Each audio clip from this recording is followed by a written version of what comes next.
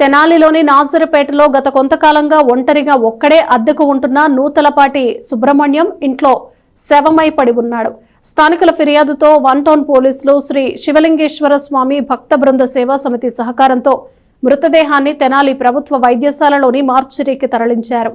స్థానిక నాజర్పేటలో గత కొంతకాలంగా ఒక్కడే ఉన్న నూతలపాటి సుబ్రహ్మణ్యం అనే 74 సంవత్సరాల వయసు గల వృద్ధుడు ఇంట్లో శవమై పడి ఉన్నాడు.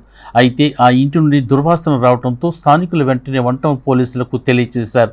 1 టౌన్ ఎస్ఐ వై సుబ్బయ్య పోలీసులు వచ్చి పరిశీలించగా బాత్రూంలో పడిపోయి శవమై పురుగులు పాకుతూ దుర్వాసనతో కనిపించాడు.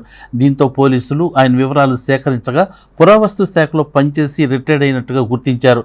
అతను నెల్లూరు వాసిగా కార్డులో ఉందని ఎస్ఐ వైఎస్ సుబ్బయ్య తెలిపారు. చనిపోయిన వ్యక్తికి ఎవరూ లేని కారణంగా శ్రీ శివలింగేశ్వర స్వామి భక్త బృంద సేవా సమితి అధ్యక్షులు కుర్రాశ్రీనికు ఫోన్ చేసి తద్వారా మృతదేహాన్ని మార్చురీకి చేర్చమని కోరటంతో కుర్రాశ్రీని వెంటనే స్పందించి కమిటీ సభ్యులతో కలిసి తమ అంబులెన్స్లోనే మృతదేహాన్ని జిల్లా వైద్యశాలకు తీసుకువెళ్లి మార్చురీలో భద్రపరిచారు. ఈ కార్యక్రమంలో అక్కల రమేష్, పోతరాజు, శివప్రసాద్ మరియు సేవా సమితి సభ్యులు పాల్గొన్నారు. 13వ తారీఖు సాయంత్రము మనకు 112 కాల్ వచ్చింది. ఇక్కడ చుట్టుపక్కల కృష్ణమూర్తి గారిని కాల్ చేశారు. పైన ఒక అతను ఎవరో చనిపోయి ఉన్నాడు సార్, వాసన వస్తుందని.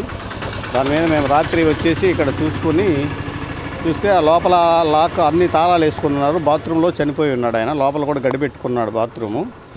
తర్వాత మేము విచారిస్తే ఆయన పేరు నూతలపాటి సుబ్రహ్మణ్యము, నెల్లూరు రూరల్ ఏరియాగా ఉంది. జిఎస్ఐలో రిటైర్డ్ ఎంప్లాయ్ అయిన వయసు సుమారుగా 74 సంవత్సరాలు ఉంటాయి.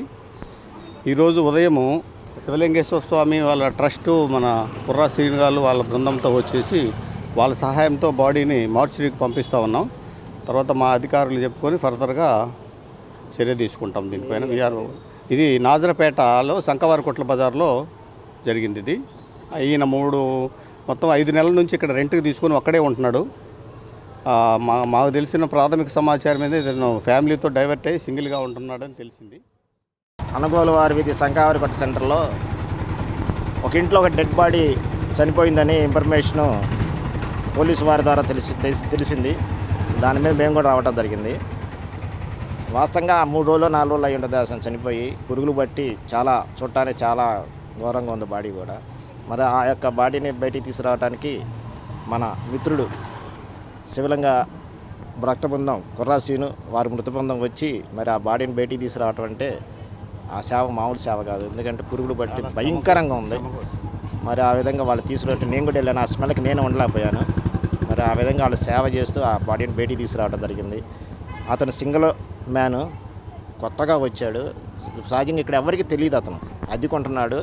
ఇంటి ఓనర్స్ కూడా ఏంటంటే మేము ఇచ్చే 1 సంవత్సరం 6 నెలలు అయిందండి అని చెబుతున్నారు. మరి అతను రిటైర్డ్ ఎంప్లాయ్ లాగా కూడా కనబడుతున్నాడు.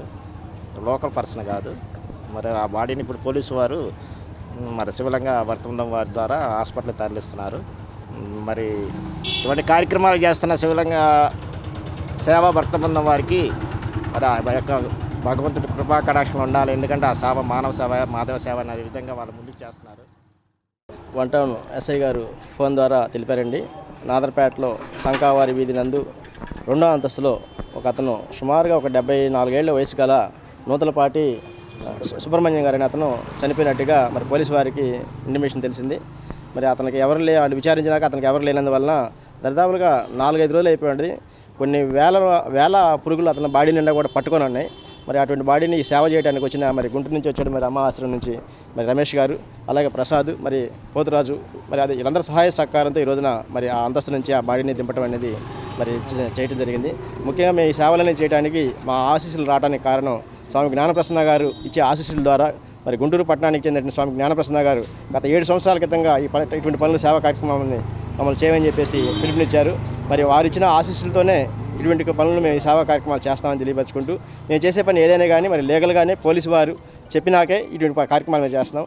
మరి వారు ఎవరైనా కానీ మరి పోలీసు వారు విచారించి వారి అంత్యక్రియలు తదుపరి నిర్వహిస్తారని చెప్పేసి ఈలోపు